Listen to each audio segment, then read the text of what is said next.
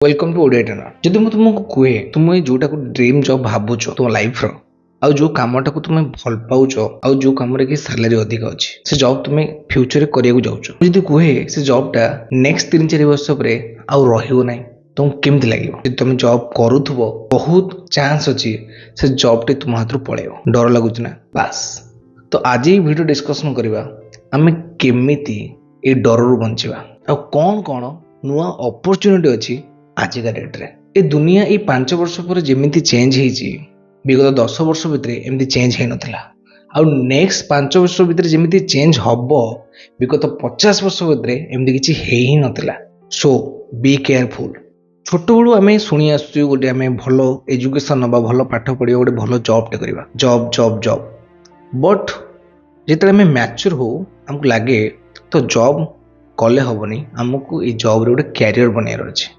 तो कैरियरटा से lung term थाए मो प्रीवियस वीडियो रे बतई जॉब और कैरियर भीतर डिफरेंस जो मैंने देखी न मो पिंग लिंक देदेवी कहीं देखी नब। तो कैरियरटा दीटा इंडस्ट्री पर डिपेंड करे पूरा पूरी ठीक अच्छे कहीं आम देशर इकोनॉमी वर्ल्ड इकोनॉमी ये दीटा उपर डिपेंड करे ये दीटा इंडस्ट्री उपर डिपेंड करे जहाँफल तुम्हें ता भीतर कैरियर बनई पार। फास्ट कौन ना प्रोडक्ट इंडस्ट्री आउ सर्विस थार्ड किसी ना आईदर देशर कौन देशर इकोनॉमी जी ग्रोथ होती कौन प्रोडक्ट सकाशे कौन सर्विस सकाशे आ तुम्हें भी से इंडस्ट्री गोटे पार्ट से जॉब हो कि बिजनेस हो से प्रोडक्ट इंडस्ट्री कि सर्विस इंडस्ट्री तुम्हें कर तो से रिलेटेड जेकोसी वैकेंसी बाहर से रिलेटेड जॉब भी तुमको करा पड़ो ताले यही जॉब आउ बिजनेस किंबा यही प्रोडक्ट इंडस्ट्री आउ यही सर्विस इंडस्ट्री आजिका डेट्रे एते हलचल मची विश्वास कर कहीं तुम ना शुणी एआई आर्टिफिशियल इंटेलिजेंस। तो एआई फल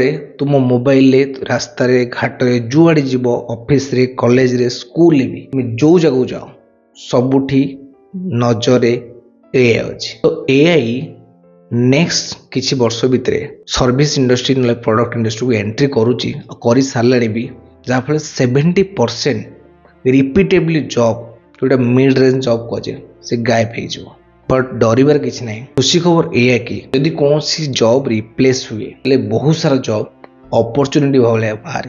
तो आम ओनली डिस्कसन करवा केमितिका जॉब रहिबो नेक्स्ट 3 ରୁ 5 वर्ष भितर। तो ये वीडियो डिस्कसन करवा 3टा जोटा लास्ट सबुठ इम्पोर्टाट लास्ट देखियो।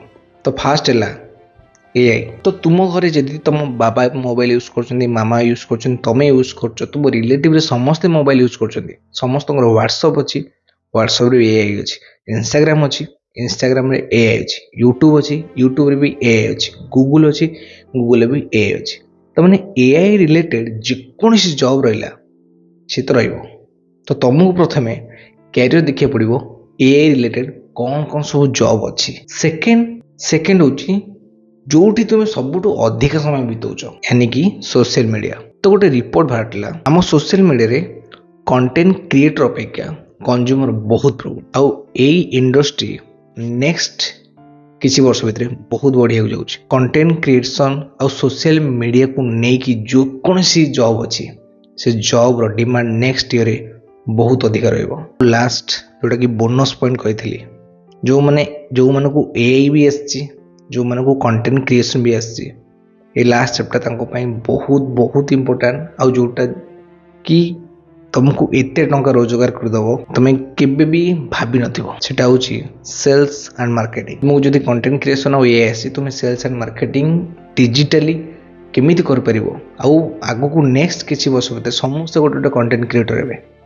तो डिजिटली तुम सेल्स एंड मार्केटिंग केमिति कर परिबो आर जॉब बहुत बाहर अच्छे कहीं प्रोडक्ट एंड सर्विस इंडस्ट्री हमको जदि टंका इनकम करिवार अच्छी ताले हमें मार्केटिंग एंड सेल्स निहाती दरकार। तो यही प्रकार जॉब आगू बहुत बाहर अच्छे।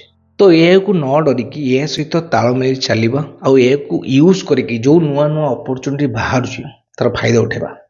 तो जदि वीडियोटा भल लगी था लाइक शेयर एंड सब्सक्राइब करिवो। देखा नेक्स्ट वीडियो रे गोटे नुआ कंटेंट सहित। Thank you so much.